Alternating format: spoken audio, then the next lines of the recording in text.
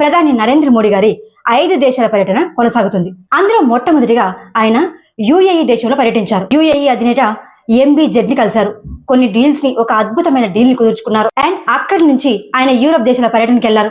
Europe లో Netherland, Sweden, Norway, Italy దేశాల పర్యటిస్తున్నారు. నార్వే పర్యటన జరిగిన తర్వాత నార్వేలో జరిగిన ఒక సంఘటనను బేస్ చేసుకొని ఇప్పుడు దేశవ్యాప్తంగా చర్చలు జరుగుతున్నాయి. మే 18న నార్వే అధినేతతో కీలకమైన ఒప్పందాలు జరిగిన తర్వాత నార్వే ప్రధానమంత్రితో కలిసి మన దేశ ప్రధానమంత్రి సమావేశమయ్యారు. అది అయిపోయిన తర్వాత ఆయన పర్టికులర్ ఒక కార్యక్రమం నుంచి బయటికి వెళ్తున్న టైంలో ఒక జర్నలిస్ట్ పేరుతో ఉన్నటువంటి ఒక నార్వే యాక్టివిస్ట్, ఇంకా చెప్పాలంటే చైనాకి అనుకూల ధోరణి కలిగి ఉన్నటువంటి వ్యక్తి ఆమె పేరు ఏం పేరంటే హేలే లింక్ డాక్సే విజన్ అనే ఒక మీడియా సంస్థ కూడా ఉంది ఆమెకి. అదొక అనామకమైన మీడియా సంస్థ, అది నార్వేలో ఉంది. అదొక చిన్న సంస్థ, దానికి పెద్దగా ఫాలోవర్స్ ఏం లేరు. బట్ ఆ సంస్థకు సంబంధించిన జర్నలిస్ట్ పేరిట ఆమె ఆ ఈవెంట్కి వచ్చారు. మోదీ గారు వెళ్తున్న టైంలోనే ఆమె ఇలా అరుస్తుంది. ఒకసారి మీరే వినండి.